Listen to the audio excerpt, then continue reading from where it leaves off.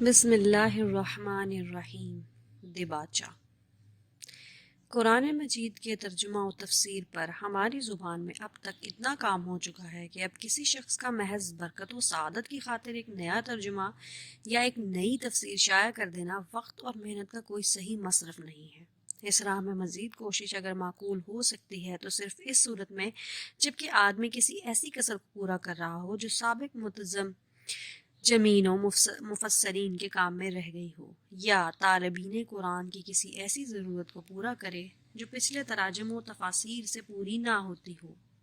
ان صفحات میں ترجمانی و تفہیم قرآن کی جو سعی کی گئی ہے وہ دراصل اسی بنیاد پر ہے۔ میں ایک مدت سے محسوس کر رہا تھا کہ ہمارے عام تعلیم یافتہ لوگوں میں روح قرآن تک پہنچنے اور اس کتاب پاک کے حقیقی مدعا سے روشناس ہونے کی جو طلب پیدا ہو گئی ہے اور روز بروز بڑھ رہی ہے، وہ متزجمین اور مفسرین کی قابل قدر مسائی کے باوجود ہنوز تشنہ ہے۔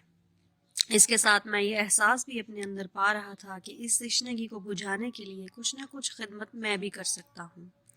انہی دونوں احساسات نے مجھے اس کوشش پر مجبور کیا جس کے ثمرات ہدیہ ناظرین کیے جا رہے ہیں۔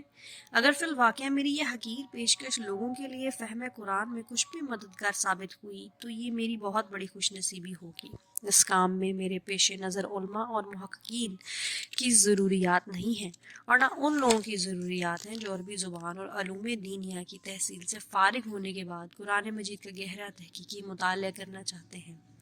ایسے حضرات کی پیاس بجھانے کے لیے بہت کچھ سامان پہلے سے موجود ہے۔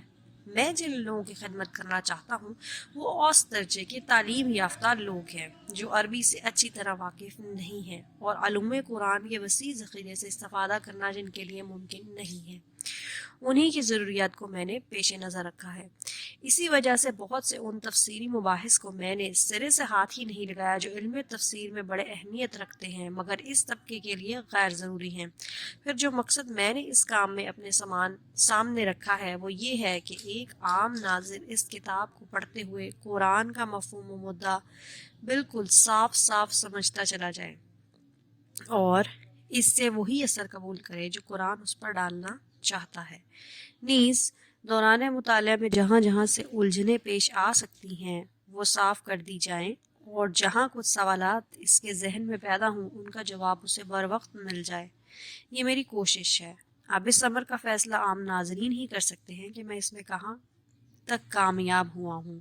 بہرحال یہ حرف آخر نہیں ہے۔ ہر ناظر سے میری درخواست ہے کہ جہاں کوئی تشنگی محسوس ہو یا کسی سوال کا جواب نہ ملے یا مدعا اچھی طرح واضح نہ ہو رہا ہو اس سے مجھے مطلع کیا جائے تاکہ میں اس خدمت کو زیادہ سے زیادہ مفید بنا سکوں۔ علماء کرام سے بھی میں گزارش کرتا ہوں کہ مجھے میری غلطیوں سے آگاہ فرمائیں۔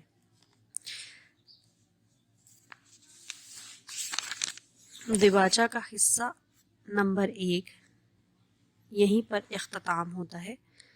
حصہ نمبر 2 دوسری آڈیو میں پیش کیا جائے گا۔